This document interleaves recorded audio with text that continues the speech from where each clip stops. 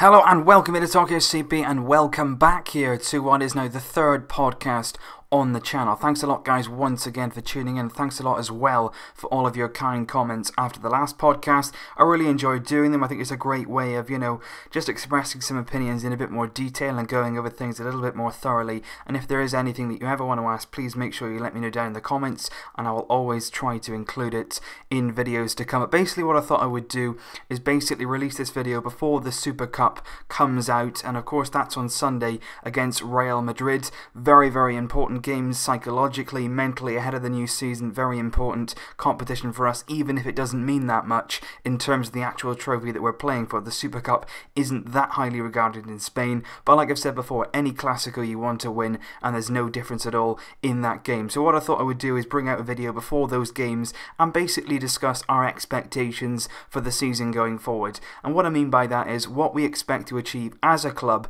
in the coming season, in the different titles, the way we're going to play, and also going through all the different players in the team and what they should be looking to achieve this year, because I think every player should have different expectations of themselves. You think about Lionel Messi and the expectations that he'll have for himself, massively high goals, he's got massive ambitions, whereas somebody like, Nelson Semedo coming into the team for the first time, he's got to integrate himself into Barcelona. He'll have ambitions of really trying to make that right back slot his own during the coming season. So we're just going to be having a look at all the different players in the squad, what they're going to possibly achieve in the coming season, and what we as a team should look to achieve in the season to come, in our first season under Ernesto Valverde.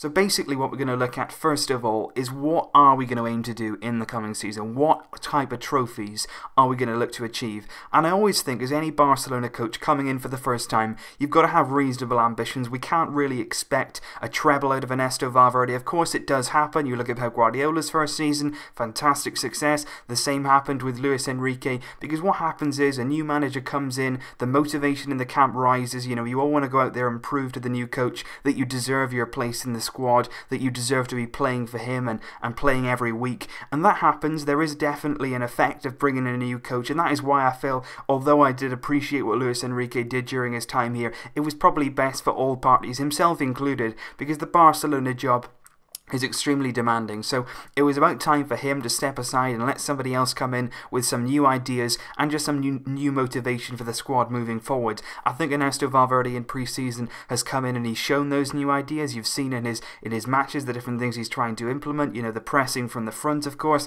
that very high intensity that we need to bring back in our games. I think he's certainly trying to put more emphasis back on the midfield. He wants to play through midfield, play that possession type of football, and that's certainly something that he's been working on throughout pre-season, but things take time. He's going to need more than a few pre-season matches to really put his stamp on this squad. We're going to see his impact more and more as the season progresses. I think we're all quite excited, because I think when Ernesto Valverde was originally announced, it was a little bit like a average appointment. It was sort of deemed as, people weren't tremendously excited about the season to come, but I think Valverde over pre-season has proved quite a few people wrong. He's made us exciting to watch, he's made us good going forward, but also pretty decent defensively as well. I think we've had a very, very good pre-season campaign, very successful. We won the International Champions Cup. We, smashed Chapecoense in the Joan Gamper Trophy just, the other night. And I think it's been certainly very, very impressive and very much filling us with confidence ahead of the new season throughout our pre-season campaign. But of course now we've got to do it in the league. Now we've got to go into the bigger matches, Champions League as well, Copa del Rey. We've got to do it throughout the season consistently through all those matches. And it is a long season. We're talking last season we had 59 games in all competitions that we competed in, and this season will be very much the same as that. And that is why you need a big squad of players. You need a squad of players who are going to contribute throughout the entire season, because there's going to be rotations, there's going to be injuries, there's going to be suspensions. You need to have a big squad to choose from, and you need to be able to rotate your squad and rest certain key players in certain moments of the season in order to get the best throughout your squad in the big games every single season, because we cannot be playing Andres Iniesta every single game. It just doesn't work. The same will probably go for Gerard Piqué.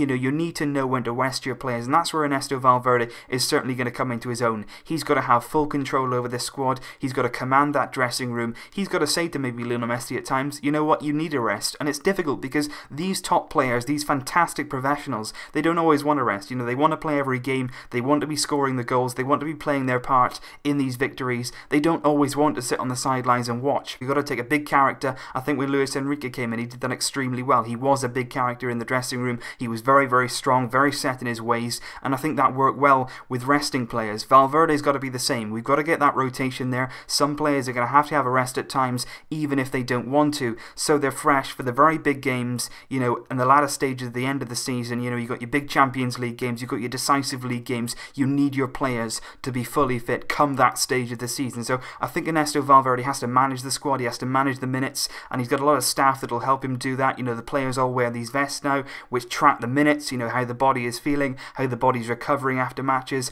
and that helps, you know, decide who plays, who doesn't, who needs a rest, who needs to take some time out. So that's important. But I think as well, of course, you look at signings. We need to still bring in a few more players. I would say we need 2 more signings to come in this window. The club are working extremely hard since the departure of Neymar to sort of get somebody in. I think we will, but I'm not sure how soon it's going to be. You know, we've been looking at Coutinho, we've been looking at Ousmane Dembele, Jean Siri particularly on the radar as well. Apparently now we're not interested in signing Inigo Martinez this summer. We decided against that. We're not going to pay his 32 million release clause. So it's just going to be interesting to see who the club go for. Certainly interesting. Coutinho has been long lasting. We've been interested in him now over the last few years, but I'm still sceptical that that one will actually go through. Liverpool have been very, very intent right from the start of the window. They've got no intention of selling, and now it's nearly the Premier League season starts just this weekend. They've got a Champions League qualifier coming up as well. Are they really going to be selling one of their key players with money they may not be able to spend in this window now under Jurgen Klopp when the owners are under pressure as well? I don't see it going through. I don't see us signing Coutinho this summer. That could change, of course, but right now I just think Liverpool are in a strong position. The player has signed a new contract not so long ago. I think the player himself isn't pushing the move. He's not going to hand in a transfer request, so I just personally don't see Coutinho coming right now.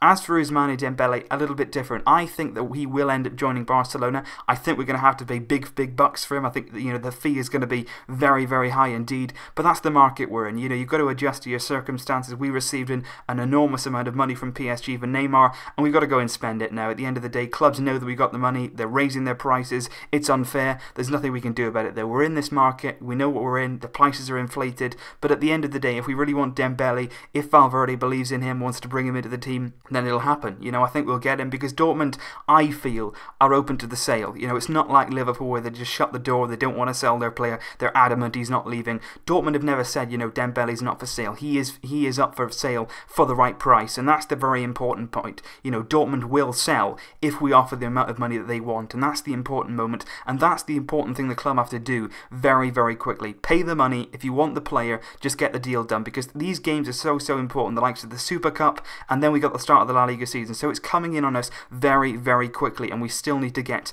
our players in. I personally think as well Jean Siri would be a good signing. I think we do need a player in that midfield, although we got a lot of midfield players. We've not got a lot of midfield players who can play that controlling role. Jean Siri would play that very, very well, and I think that he would be a very, very good addition. He wouldn't break the bank, about 40 million euros. Nice apparently are waiting for our offer. We told them that we will be in for an offer for Jean Siri, but when? The time is of the essence. We need to make our moves now, and we certainly need to get a few more players in before the season starts for sure.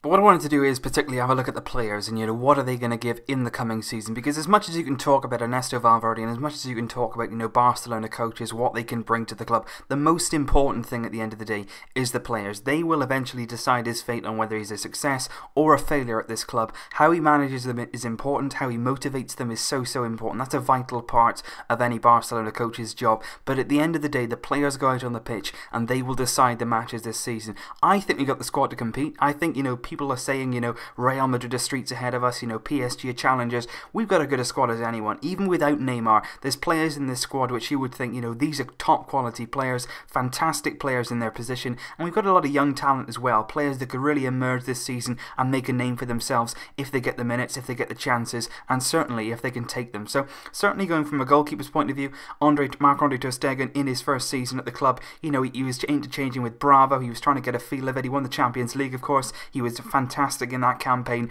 but it was last season for me where he really took the gloves. He really took the gloves and he looked like a player who was imposing. He was a goalkeeper that really did fill that goal, even though he's not a big guy, you know, he's not massive for a goalkeeper, but he had a real presence last season in between the posts. I thought in that game, the Clasico, what a performance from him. There was so many saves, there was so many big match-defining moments from him, and that's when he said, I'm here to stay. I am the Barcelona goalkeeper. And the thing with ter Stegen is, he's 25 years old. 25 years old for a goalkeeper is hardly anything. He could have 10 years. He could have 10 more years at this club giving this service. And I think he does have the potential. I did a video about 2 years ago now saying that he had the potential to become one of Barcelona's greatest ever goalkeepers. And believe me, you know, at the time he had his flaws. You know, there was a few moments where he was playing at the back and it didn't work out. He does take a lot of risks. At times his handling can be questioned. But I think ter Stegen has certainly got the characteristics, the mentality and the mindset to succeed at this club, because he doesn't really bow under pressure. He doesn't feel that pressure,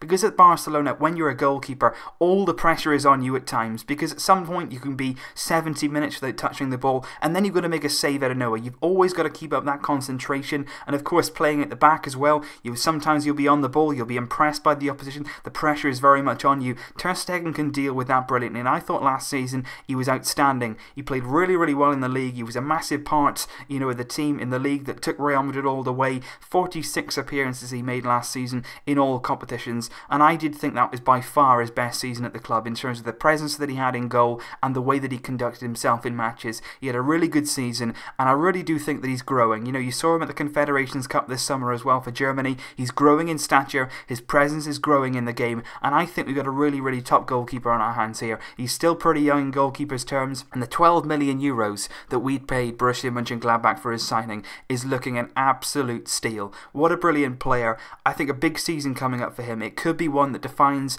possibly he could break into the elite goalkeepers at the moment. You know, you talk about Manuel Neuer, you talk about David De Gea, you know, people talk about Keylor Navas. If you're talking about Keylor Navas, you've got to be talking about ter Stegen, in my opinion. He is one of the elite keepers in the world now, and I think in the season to come, he could really nail that down. But also I want to talk about Jasper Cillessen, because although ter Stegen has a fantastic goalkeeper, we have got a great understudy here. We have got a fantastic number 2 at the same time, and there are reports that possibly ter Stegen could be actually on the sidelines for the Super Cup, because Jasper Cillessen could start in goal in those games against Real Madrid. Whether that happens or not, we'll have to wait and see. But I think Cillessen this pre-season has shown everybody that, you know what, he is a great number 2. I think when we brought him in from Ajax, there was a few question marks. You know, did we need to really bring in a player of his calibre? Could we have settled with somebody a bit more, you know, for a bit cheaper? But I think Cillessen this pre-season has shown, you know what, he's a good player. He certainly can save in the big moments. He as well against Real Madrid in the pre-season played excellently, you know, really, really good performances, and he made a number of big saves over our US tour. And as well, there was moments, particularly last season, I remember in the Copa del Rey against Atletico Madrid, he made a number of big saves at the Camp Nou when we were really up against it, and he's certainly shown that he can definitely play a part in our team. I think once again this season he'll probably play the Copa del Rey matches. He could possibly play some matches in the Champions League group stage if ter Stegen feels that, you know, that could be possible, if the club feel that's the right thing to do. But I think between them we've got 2 excellent keepers, and that's a really, really nice position to be in. And believe me, he can push ter Stegen. Cillessen wants that number 1 shirt. I don't think he'll get it, but he's certainly going to push him all the way, and that is very, very healthy. Competition is good competition at the end of the day. You know, you want players to compete for places, you want players to always feel like they've got to be at the best, they've got to earn their space in the team, and the 2 keepers will certainly be going at it because they both got a lot of quality for me.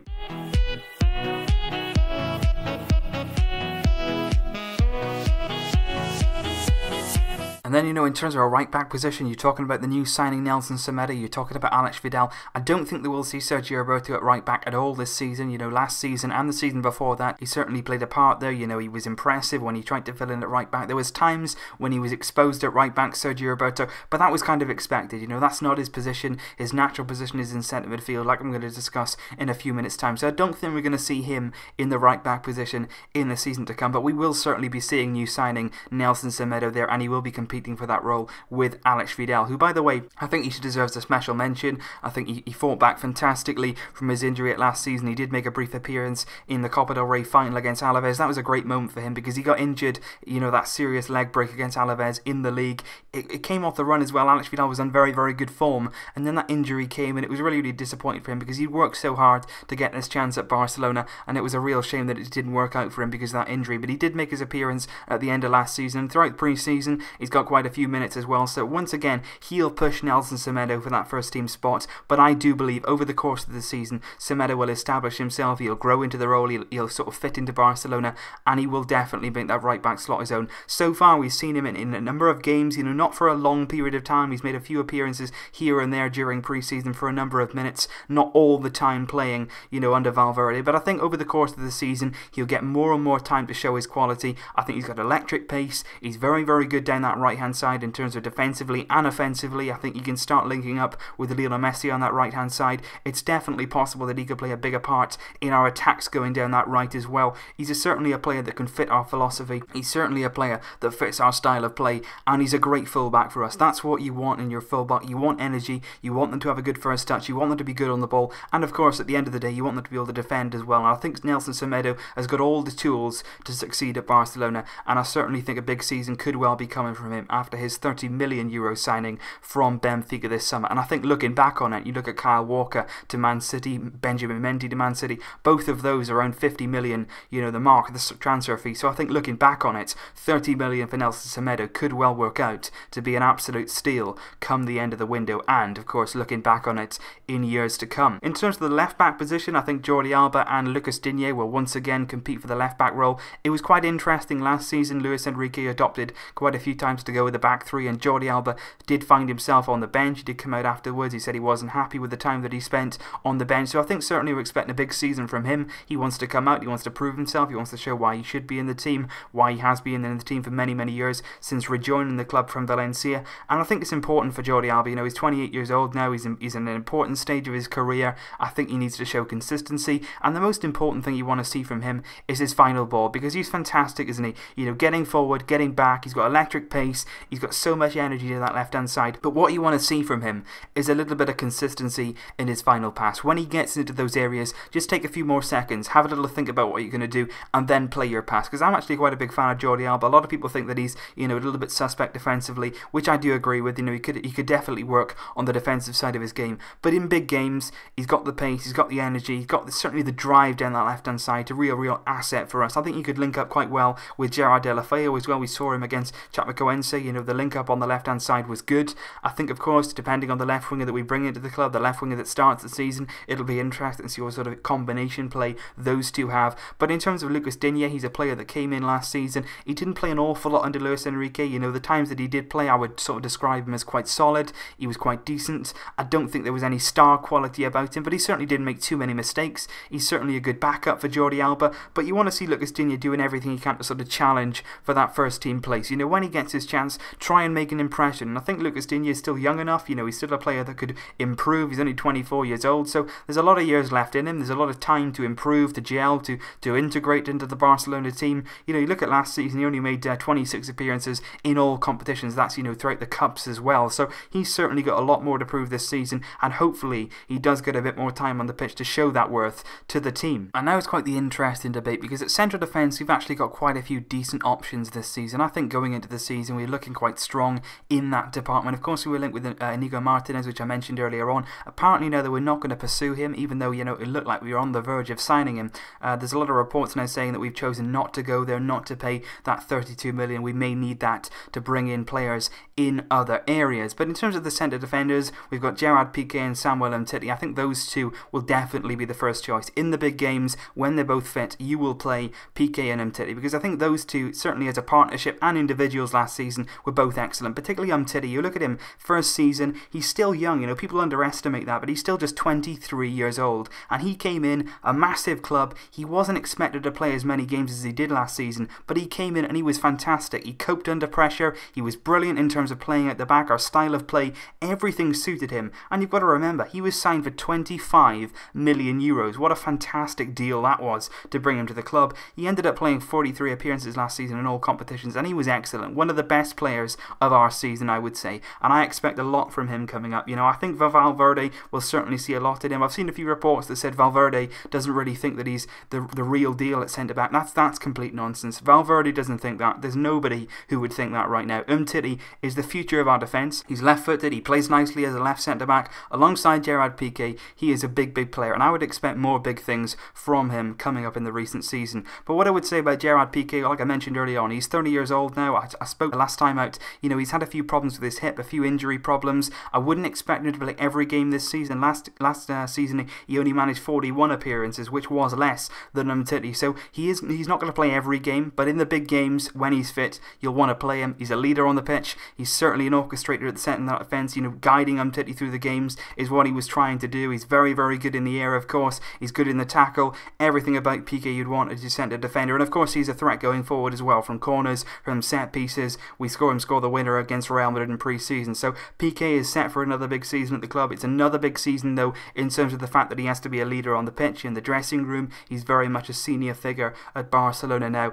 and I think hopefully during the season he can stay as injury-free as possible, and we can get as many games as possible out of Gerard Piqué. In terms of their understudies, I would say Javier Mascherano. It could possibly be his last season at the club. 33 years old now. He's given us fantastic service over his time here. A lot of people say that he's not a legend. I would disagree. You know, I think he's made 321 appearances throughout his time at Barcelona in all competitions. That is the sign of a legend, because he's not been one of those players who's just played and not really impressed. Most of the time that he's out on the pitch, he's given 100% for this club. He's positioned in a number of different areas in the team, and he's excelled in every single one of them. He's given his all. He's definitely a leader on the pitch. He's been a leader in the dressing room, and he's been a fantastic servant at the club whilst he's been here. And I think during this last season, possibly he could play once again at centre-back. He could be the substitute for Piqué, for Umtiti. And I think as well, you could possibly look at bringing in another centre-back, you know, somebody to definitely sort of support these guys. But of course, you've got Marlon there. You know, he's a young player. He started appearing at the end of last season under Luis Enrique. He had a few games for the first team. He's been officially promoted and signed from Fluminense this summer, around 5 million euros we signed him for. But I think he's certainly got talent. We saw a little bit of him over pre-season. There was a little bit of rumours going around that if we did sign another centre-back, Inigo Martinez, then he would go out on loan, but it doesn't look like we're going to now, so Marlon could well get his chance at the heart of defence. And of course, don't forget as well, Thomas Vermaelen is still on the books. He is injured at the moment, but it is only a knock, so he could possibly return from that. I personally still expect Vermaelen to be sold, but if we're not going to bring in another centre-back, it is possible that he could stay for the coming season and possibly play a part at the club. All of that, of course, depends on whether we sign somebody, whether he gets a good offer to leave, and of course, whether he stays fit. That's the most important thing. Thomas Vermaelen's contribution on the pitch has never really been in question. He's decent, he's quite solid, he's good in the air, he's pretty strong as well, but the problem is staying fit. Can he stay fit for a season? Can he be counted on? Can we rely on him? Probably not, and that is the reason where possibly we may end up selling him this summer. But I think in terms of centre-back, we're quite well stocked. Piqué and Umtiti, very good. Like I said earlier, those two would walk into most teams, particularly Samuel Umtiti. So much talent, so much quality, and alongside Gerard Piqué, those two as a partnership are really strong for me.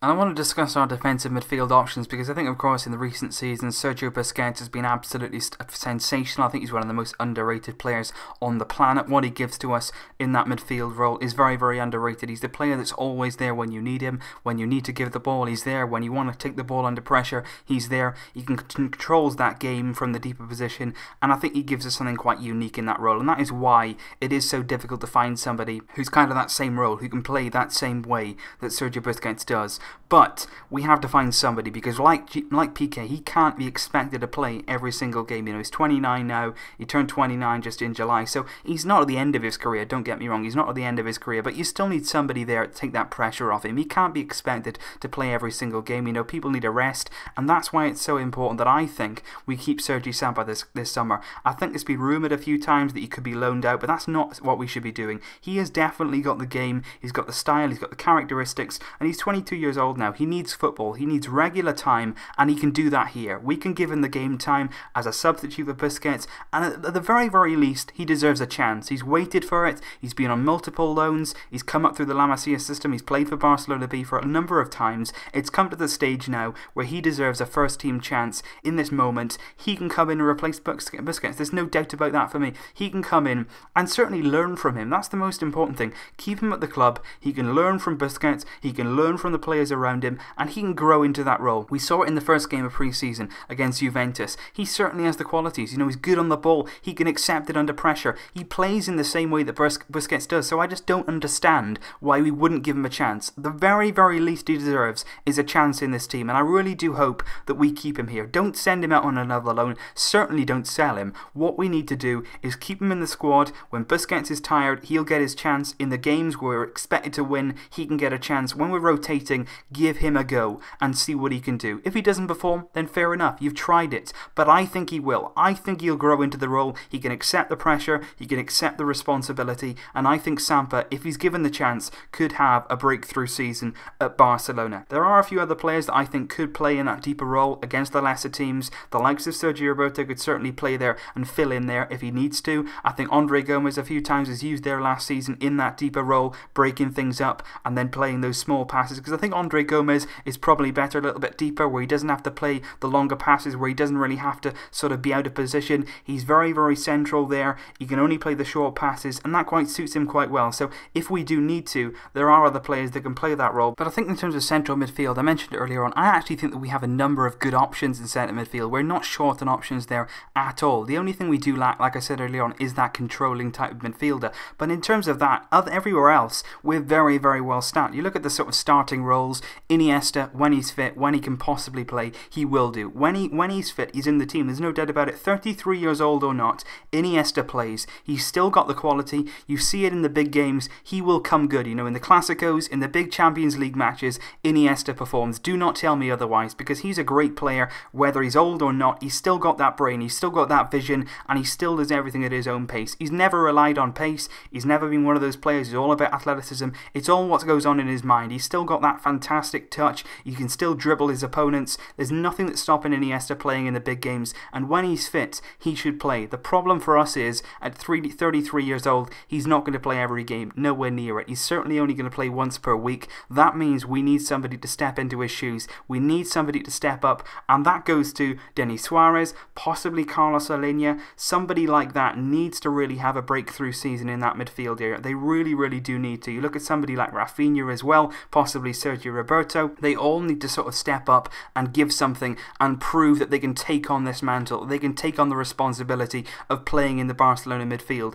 Alongside them, you look at even Rakitic. I thought last season probably had his worst season at the club. He still played, 51 times in all competitions. You can always count on him to play, to give his all, but he didn't quite look sharp enough last season. But having said that, this season, in pre-season, I think he's looked outstanding. I think he's looked fresh, he's looked fit, he's looked ready to go, he's looked motivated again, and certainly in the games, against Juventus, Man United, Chapecoense, he's looked brilliant, and I think certainly Rakitic can give his all in the current season. He needs time as well. He's 29 years old. He can't really be expected to play in every single game, although he does have a great engine. I think players need to come in and replace him. Possibly Sergio Roberto would be a good replacement to come in and replace Rakitic, somebody quite similar. He can play box to box, he's got good energy, but of course if we do get somebody in like Jean Seri, they could come into that midfield and give us an entirely different outlook. Rakitic is a player that's quite energetic, he can play box to box, he can cover well defensively for us as well, but he can get forward too. If we brought in Jean Seri, they would probably play a little bit deeper,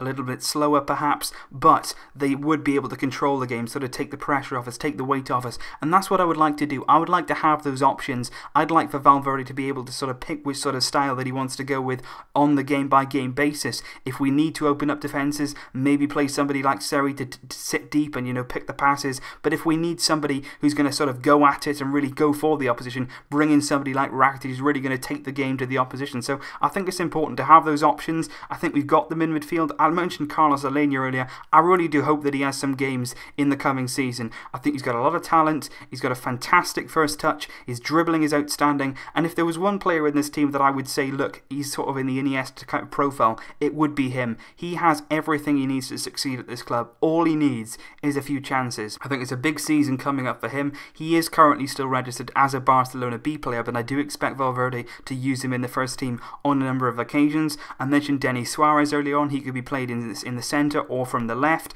The same goes for Rafinha. He can play on either wing as well. So those players are both quite versatile, which should mean that they get quite a few games next season under Valverde. And it's a big season for both of those two as well. Rafinha is still recovering from his injury at the moment, but when he returns from that, he needs to show that he can play consistently and stay injury free. That's the most important thing. His quality's never been in question. He's a good player on the ball. He's certainly a good player in terms of his movements. He's decent in front of goal as well. He popped up with a few goals last season, but I think it's so important this season that he stays injury free. Of course, he can't control that. It's not his own fault, but I just wanted to have that consistent season under his belt where he can play the games and really prove his worth to this team. But I think in terms of the midfield, we've certainly got a number of options. Iniesta and Rakitic will probably start against Real Madrid if they're both fit and ready for the game. Then you've got the likes of Denis Suarez who could push for a place. Sergio Roberto as well will certainly be playing more through the centre this season, and definitely I would love to see Carlos Alenia get a few games this season for the first team and try to show that he has the quality to make that step up.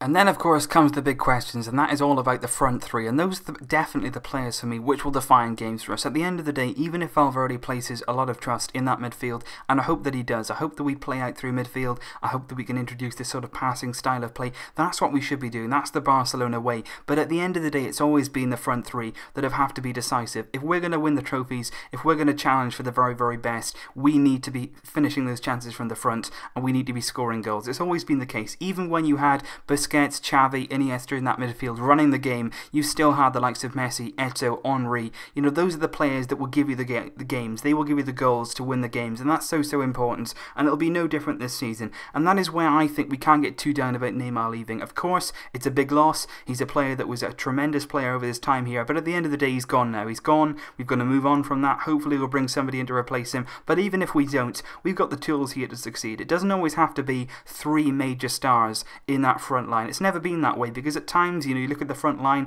we've had Messi, we've had Pedro, and we've had Villa. You know, those times it worked. Somebody like Pedro, who maybe isn't the massive star name, he's not the marketable name, but he still gave a lot to us. His hard work off the ball, he certainly pressed from the front every single time that he could, and when he got a chance, he finished it. He was unselfish, he played for the team, and that's so important as well. So if we can get players like that into the club who are willing to work hard, play for the team, play for Messi, play for Suarez, that's important as well, because it's so important the likes of Messi and Suarez get the ball, and that is basically the purpose of the players around them, to get them the ball in whatever way they can. And Messi, of course, is going to have another fantastic season. You just know it. I mean, I just want to read out his numbers, his general stats for Barcelona, right? 585 appearances in all competitions, 510 goals, complete with 231 assists. 510 goals. These numbers are off the scale. You will never see anything like this ever again. And that's why you've got to step back. You've got to enjoy it. You've got to enjoy every single second that this magical little man is out on the pitch. And of course, next to him, you've got Luis Suarez. 147 appearances